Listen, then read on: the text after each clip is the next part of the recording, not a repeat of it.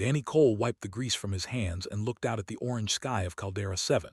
The twin suns were setting behind the volcanic mountains, casting long shadows across his small repair station. He had been working on a damaged cargo hauler for 6 hours straight, and his back ached from bending over the engine compartment. The frontier colony was quiet tonight, with most of the settlers already in their homes preparing for the cold night ahead. He was about to close up shop when his perimeter alarm screamed to life. The sound cut through the evening silence like a knife, and Danny grabbed the plasma pistol he kept under his workbench. He had not survived 10 years on this harsh planet by being careless. The sensors showed something large approaching from the east, moving fast and erratic. Too big to be a local animal, too unstable to be a ship making a controlled landing. Danny stepped outside just as the thing crashed into his clearing. It destroyed 2 storage units and carved a deep trench in the rocky ground before coming to a stop near his fuel tanks. Dust and debris filled the air, and Danny raised his weapon with steady hands despite his racing heart. When the dust settled, he saw something that made him freeze in place. It was a dragon. At least that was the only word his human mind could use to describe the creature. She was enormous, easily 15 meters from snout to tail, with scales that shimmered between deep purple and black. 2 great wings lay folded against her body, one of them torn and bleeding. Burns covered her flanks, and she breathed in ragged gasps that sent small flames flickering from her nostrils.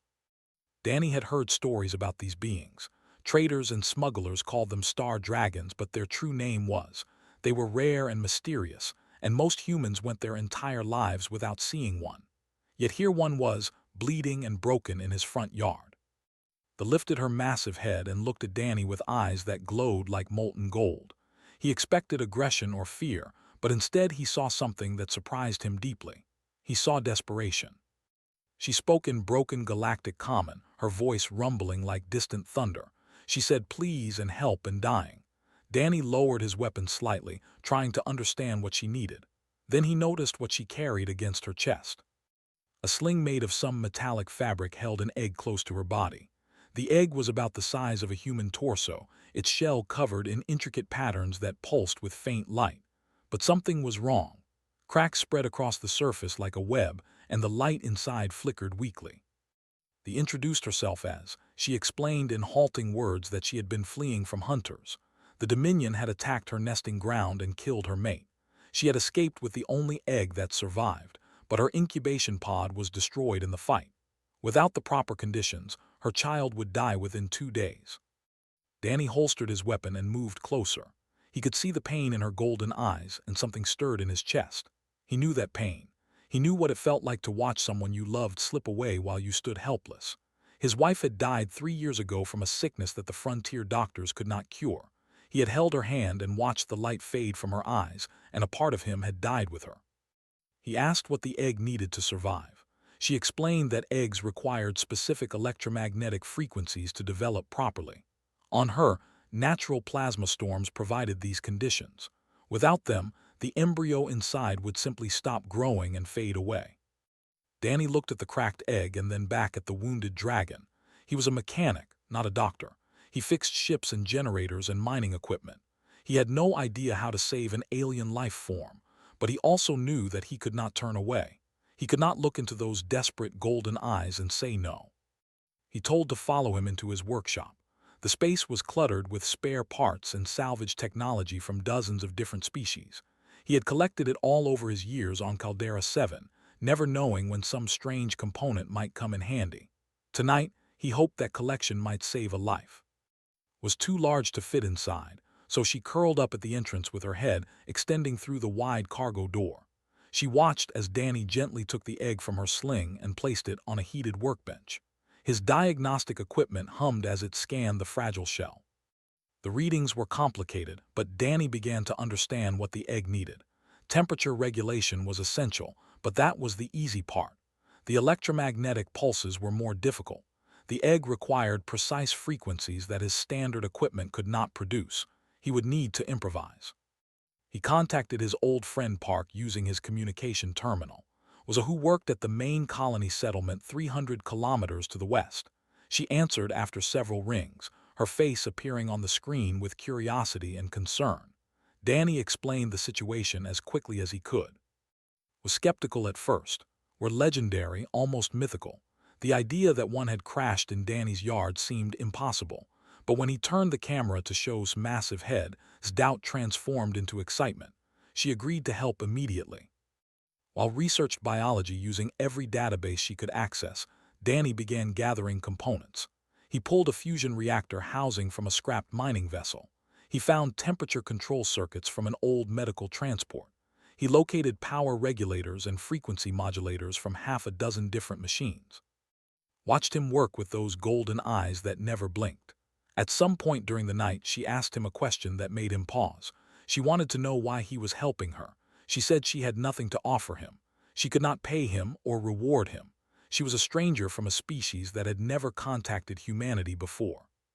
Danny thought about the question for a long moment. Then he told her about his wife. He told her how strangers had helped him during the darkest days of his life. Neighbors had brought food when he forgot to eat. Friends had sat with him when the silence became too heavy. A doctor had traveled 200 kilometers just to try one more treatment, even though she knew it would probably fail. He said that humans did not help others because they expected something in return. They helped because they could not stand by and watch suffering when they had the power to make a difference. It was simply who they were. Lowered her great head and closed her eyes. A sound came from her throat that Danny did not understand at first. Then he realized she was crying. Dragons, it seemed, could weep just like humans. Danny turned back to his work. The egg's light was growing weaker, and they were running out of time. But for the first time since his wife had died, Danny felt something like purpose burning in his chest. He would save this child or die trying. The night stretched on as Danny worked without rest. His workshop had transformed into a chaotic laboratory filled with wires, circuits, and pieces of salvaged technology. His face remained on the communication screen, her eyes red from exhaustion but her mind sharp as ever. Together, they were solving a puzzle that no human had ever faced before. The egg sat on the heated workbench, its cracked shell pulsing with light that grew dimmer with each passing hour. Danny could see the tiny heartbeat on his scanner, a fragile rhythm that reminded him of a candle flame fighting against the wind. They had perhaps 30 hours before that flame went out forever. Had managed to find fragments of information about biology in old trader logs and scientific databases. The species had evolved on a world called a planet of constant storms where electromagnetic energy filled the atmosphere like oxygen filled the air on Earth. Eggs needed those specific frequencies to trigger proper cellular development. Without them, the embryo simply could not grow. Danny stared at the readings and felt his heart sink. The egg required pulses at 47.3, a frequency that his equipment could not generate. His communication arrays operated at different ranges, and his power systems were designed for completely different purposes. It was like trying to play a specific musical note with instruments that could not produce that sound. Suggested modifying a communication array to reach the required frequency. It was theoretically possible, but the strain would burn out the components after a single use. Danny did not care about that. He would sacrifice every piece of equipment he owned if it meant saving the child. But even with a modified array, they would still need a power source strong enough to sustain the pulses for the full incubation period. The egg needed at least 12 hours of continuous exposure to fully stabilize. Danny's generators could not provide that kind of output without risking a catastrophic failure. Then he remembered the scout ship. 3 years ago, a small exploration vessel had crashed in the mountains about 5 kilometers from his station. The pilot had died on impact, and salvage teams had stripped most of the valuable components. But Danny had found something they missed buried in the wreckage. A hyperdrive coil, cracked but still functional, hidden beneath a collapsed bulkhead. Hyperdrive coils generated enormous amounts of energy when activated. They were designed to bend space itself, which required power levels that most equipment could never achieve. A working coil could provide exactly what Danny needed. The problem was that a cracked coil was unstable. If he pushed it too hard, it could explode and take his entire station with it. Danny told about the coil. She went quiet for a long moment, and he could see the worry on her face. She asked if he was certain he wanted to take that risk. He could die, and so could everyone else within a kilometer radius. He looked at the egg and then at the great dragon watching him from the doorway. Had not spoken for hours, but her eyes never left her child. Danny could see the fear in those golden depths, the terror of a mother who might lose everything she had left. Danny told that he was certain. He spent the next several hours retrieving the hyperdrive coil from his storage shed and carefully integrating it into his improvised incubation system. The work was delicate and dangerous. One wrong connection could trigger the coil prematurely, but Danny had steady hands and decades of experience working with temperamental machinery. While he worked, began to talk. Perhaps it was the exhaustion, or perhaps she simply needed to share her story with someone who would listen. She told Danny about her people and their long history among the stars. They had once numbered in the millions. They had built great cities on worlds across the galaxy and traveled between stars using their natural ability to survive in the void of space. They were ancient when humanity was still learning to use fire, and they had watched countless civilizations rise and fall. But their very nature made them targets. Scales were nearly indestructible and held unique properties that made them valuable in advanced technology. Their blood contained compounds that could extend the of other species. Their organs could be harvested for medicines that cured diseases thought incurable. The Dominion had hunted them for centuries. What began as occasional poaching became systematic genocide. They bred in captivity and slaughtered them for parts. They tracked wild populations across the galaxy and wiped out entire family groups. Now fewer than 10,000 remained, scattered and hiding in the darkest corners of space. His mate had been named. He had been strong and brave, a protector who had kept their family safe for nearly 100 years. When they found their nesting ground, he had fought to give time to escape with their eggs. She had heard his death cry echoing across the mountains as she fled into the sky. Of the 5 eggs she had carried, only one survived the escape. The others had been damaged beyond saving, their shells crushed by weapons fire or exposed to the cold void of space. This egg, the one now sitting in Danny's workshop, was her last child, her last hope. Danny listened to her story and felt his own grief stir in response. He understood loss in a way that few could. He knew the hollow feeling of watching everything you loved slip away despite your desperate efforts to hold on. He finished his work on the hyperdrive coil and turned to face the wounded dragon. He promised her that he would save her child. He did not know if he could keep that promise, but he made it anyway. Some things were worth saying even if they might prove impossible. Called out from the screen with urgency in her voice. Her sensors had picked up a ship entering the planet's atmosphere. It was small and fast, moving with the precision of a military vessel. The energy signature matched technology. They had been found. Danny looked at the egg, then at his half-finished incubation chamber, then at the wounded dragon who could barely stand. They needed 12 more hours to save the child, but the hunters had arrived. The impossible problem had just become even more impossible. But Danny had not survived this long by giving up when things got hard. He began preparing for a fight. Dawn broke over Caldera 7, with the sky turning from black to deep orange. The volcanic mountains glowed in the early light, and smoke rose from distant craters like breath from sleeping giants. Danny stood outside his workshop with a pair of binoculars pressed to his eyes, scanning the eastern horizon. The ship had landed 2 kilometers away behind a ridge of jagged rocks. His sensors showed approximately 20 life signs moving in formation toward his position. They were taking their time, probably scouting the terrain and looking for traps. Professional hunters did not rush into unknown situations. Had pulled herself upright despite her wounds. She stood beside Danny with her torn wing dragging on the ground and fire smoldering in her nostrils. She wanted to fight. She said she would burn every last to ash before she let them touch her child. Danny appreciated her courage, but he knew she was in no condition for battle. The burns on her flanks were still raw, and she had lost too much blood during the night. If she tried to fight in her current state, she would die. And if she died, her child would have no one left. He told her that her job was to protect the egg. He would handle the... She started to argue, but he cut her off with a look that surprised them both. It was the look of a man who had made his decision and would not be moved.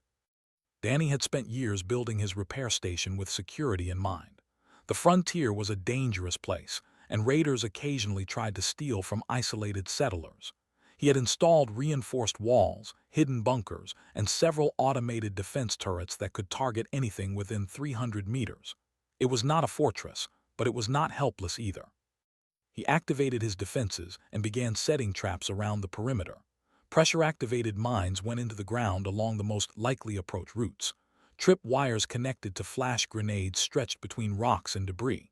He positioned his turrets for overlapping fields of fire and loaded them with armor-piercing rounds. The communication terminal chimed with an incoming transmission. A harsh voice spoke in accented galactic common, identifying itself as captain of the hunting vessel. He demanded that the humans surrender immediately. He said that this was not a negotiation.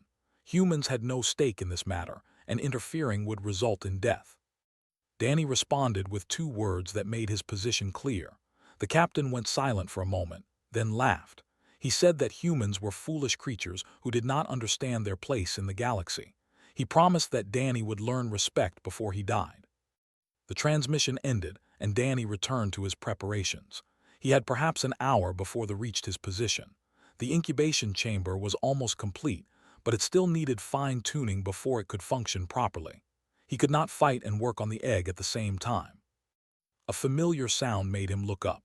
A transport ship was descending from the sky, its engines roaring as it made a fast approach toward his landing pad. Danny raised his weapon, but then he recognized the vessel. It belonged to the colony, and the pilot was Park. She landed in a cloud of dust and emerged from the ship carrying 2 large cases of equipment. Her face was pale with fear but set with determination. She said she could not let him face this alone. She also could not let the first to contact humanity die because she stayed safe in her laboratory. Danny wanted to argue, to send her away to safety, but he saw the look in her eyes and recognized it. It was the same look he had seen in his own mirror every day since his wife died. The look of someone who needed to do something meaningful, even if it meant risking everything.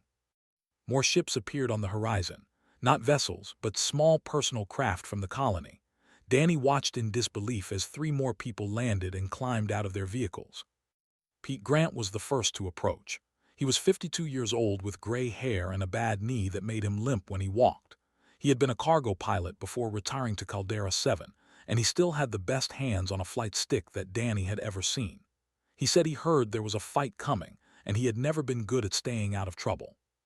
The Dawson sisters came next. Lucy was 29, calm and careful, with expertise in mining explosives that made her invaluable in the volcanic terrain. Her younger sister was 26, hot-headed and fierce, carrying a plasma rifle that looked almost too big for her frame. They said the Colony Council had voted on whether to help, and the result was unanimous. Danny asked how many others were coming. Pete shook his head and said this was everyone who could arrive in time. The main militia was still hours away, gathering supplies and coordinating transport. For now, it was just the 5 of them against 20 soldiers. Watched these humans with confusion in her golden eyes. She asked why they were doing this. She said she was not one of their people. She had nothing to offer them, no payment or reward that would justify risking their lives. Lucy smiled and shrugged. She said that frontier people looked out for each other. It did not matter where you came from or what species you were.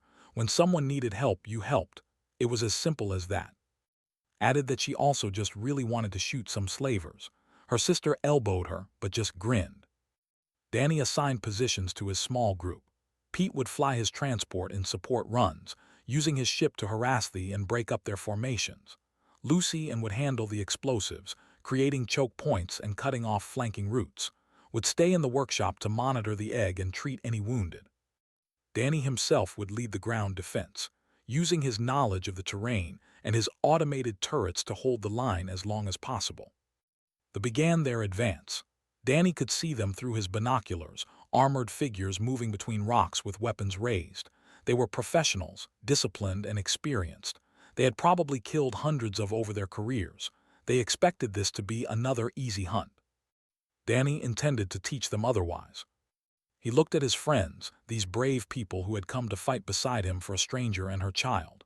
He looked at the wounded dragon who had trusted a human with her last hope.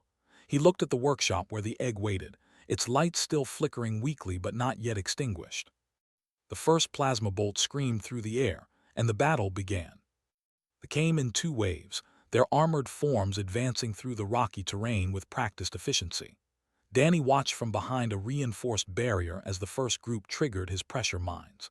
Explosions tore through the morning air, and 3 attackers fell before they even reached his outer perimeter. The survivors scattered and took cover, but Danny was already firing. His plasma pistol sent bolts of superheated energy into their ranks, and his automated turrets joined the assault with a deafening roar. The returned fire, their weapons scorching the walls of his workshop and sending chunks of metal flying in all directions. Pete's transport roared overhead, its cargo bay doors open and leaning out with her plasma rifle. She fired down into the formation, forcing them to split their attention between the ground defenses and the threat from above. Pete banked hard to avoid incoming fire, his old hands steady on the controls despite the danger.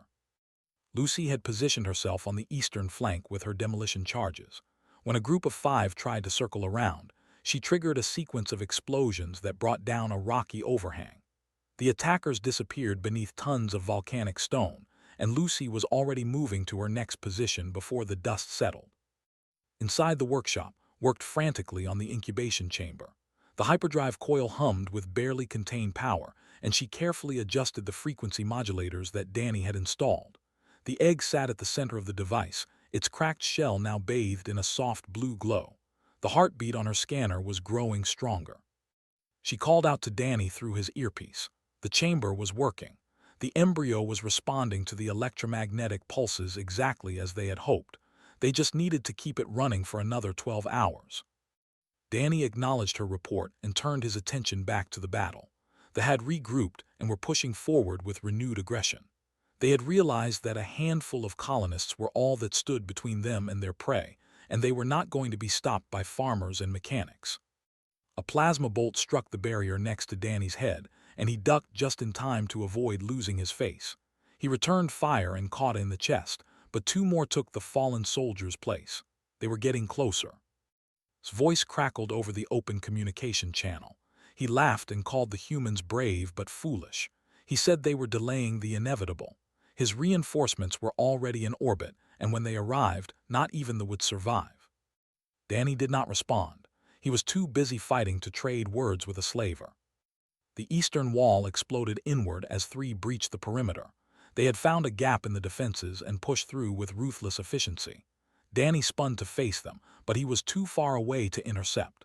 The attackers were heading straight for the workshop entrance where waited. The wounded dragon did not flee. She rose to her full height despite the pain in her burned flanks and spread her torn wings wide. Fire erupted from her throat in a torrent of white-hot flame that consumed the first attacker before he could even scream. The second managed to fire a single shot that grazed her shoulder before her claws tore him apart. The third turned to run, but his tail swept his legs from under him, and her jaws ended his escape permanently. She collapsed after the effort, her breathing ragged and her wounds reopened, but she had held the line. Her child was safe. Danny reached her side and helped her back to the workshop entrance. He could see the exhaustion in her eyes and the pain that rippled through her massive body. She was pushing herself far beyond her limits, and he knew she would not survive another engagement like that.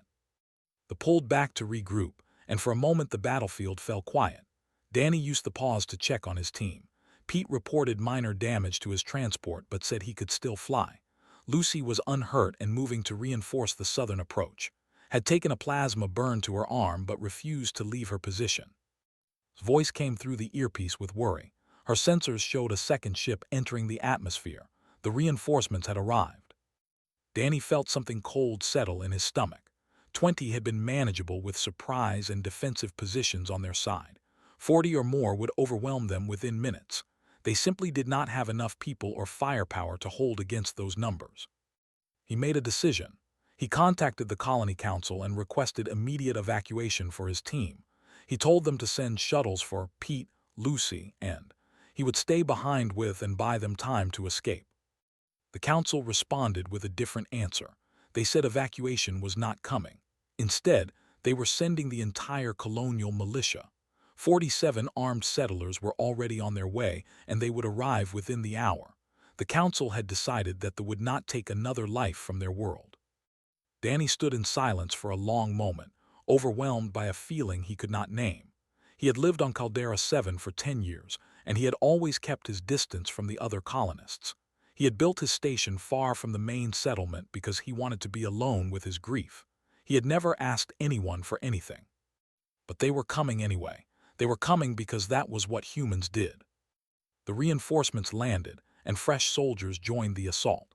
They came with hunting drones that swooped through the air and chemical weapons designed to weaken physiology. The defenders fought with everything they had, but the tide was turning against them.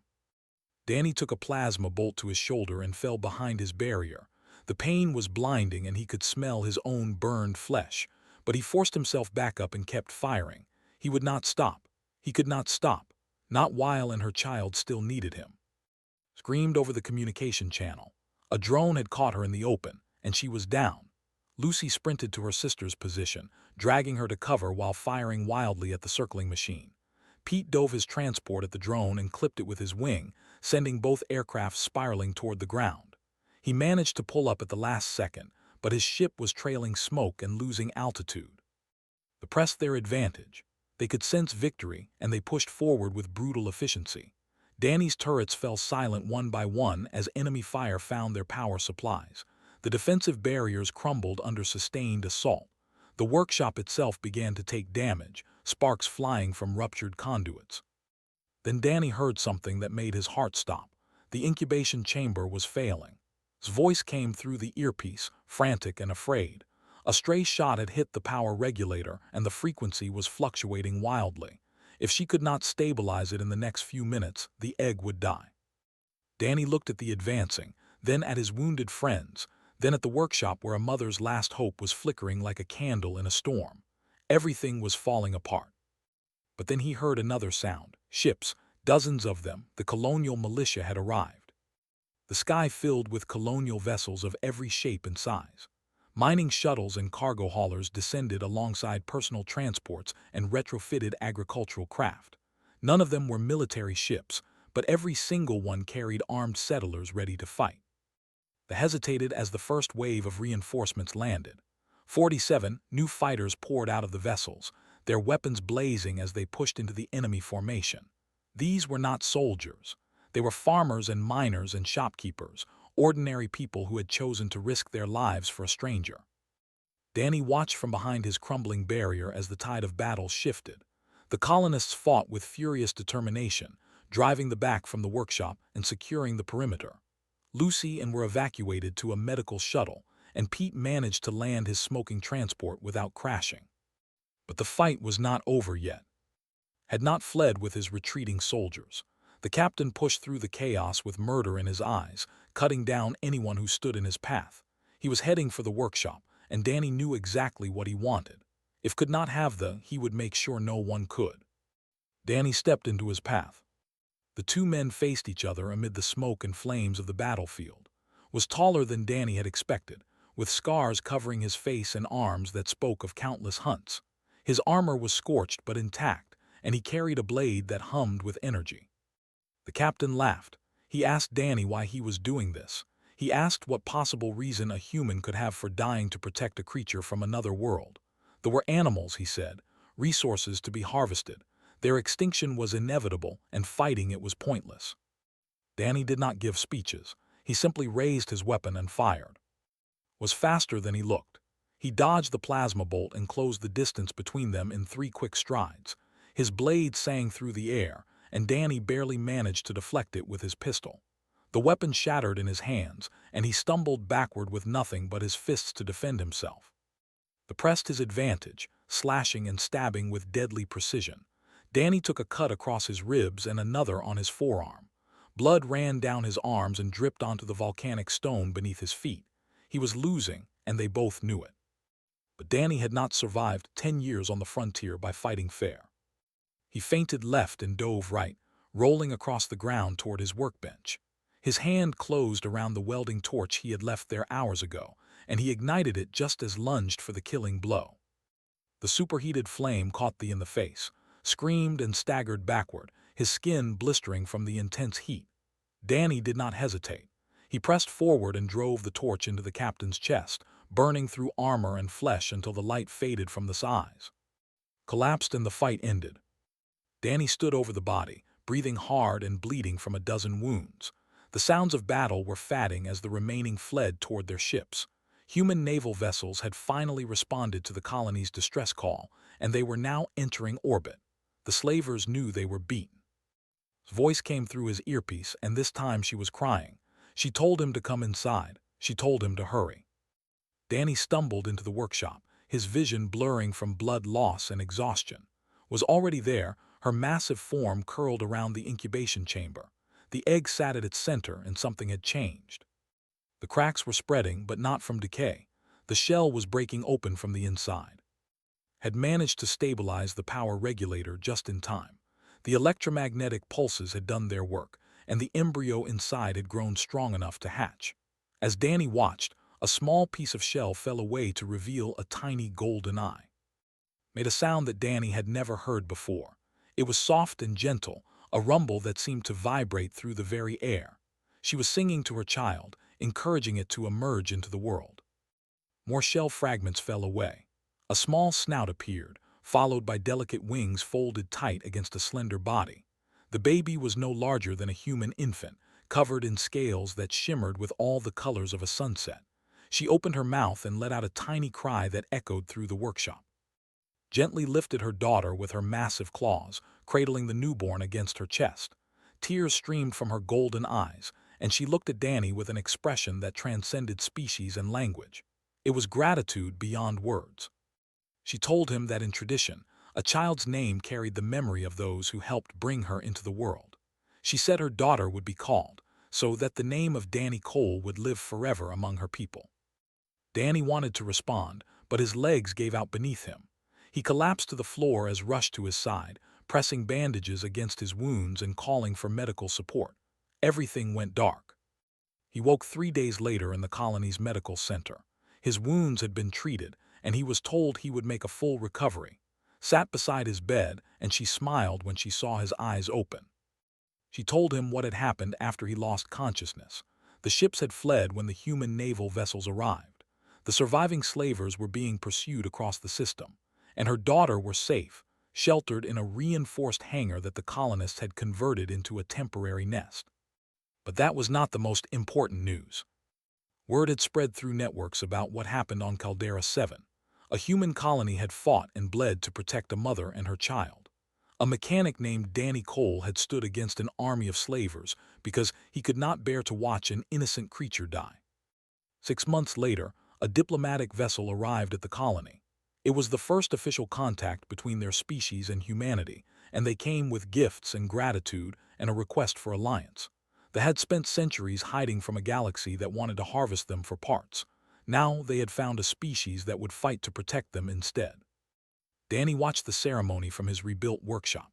Stood beside the ambassador, her wounds fully healed and her daughter perched on her shoulder.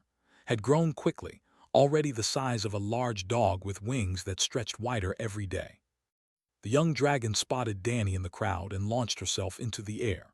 She glided across the clearing and landed on his workbench, her tiny claws wrapping around his finger just as they had on the day she was born. She made a sound that might have been laughter or might have been a purr. Approached and lowered her head so that her golden eyes were level with Danny's face. She told him that her people would never forget what he had done. She said that humans possessed something rare in the galaxy. Not advanced technology or military power, but compassion. Kindness without calculation. The ability to look at a wounded stranger and see someone worth saving. Danny did not know what to say. He had only done what felt right. He had seen someone in pain and tried to help. That was all. But shook her great head. She said that was everything. In a galaxy filled with predators and parasites, a species that helped without expecting reward was nothing short of miraculous. Danny looked down at the small dragon clinging to his finger. He thought about his wife and the strangers who had helped him through the darkest days of his grief. He thought about Pete and Lucy, and who had risked their lives for someone they had never met. He thought about 47 colonists who had voted to fight because turning away from suffering was simply not who they were. The miracle was not that the egg had survived. The miracle was that humans existed at all. Fragile creatures from a small blue world who somehow never learned that the universe was cold and cruel, who kept helping and hopping and believing that kindness mattered, even when all evidence suggested otherwise. Chirped and nuzzled against his palm, warm scales pressing against human skin. Maybe that was enough. Maybe that had always been enough.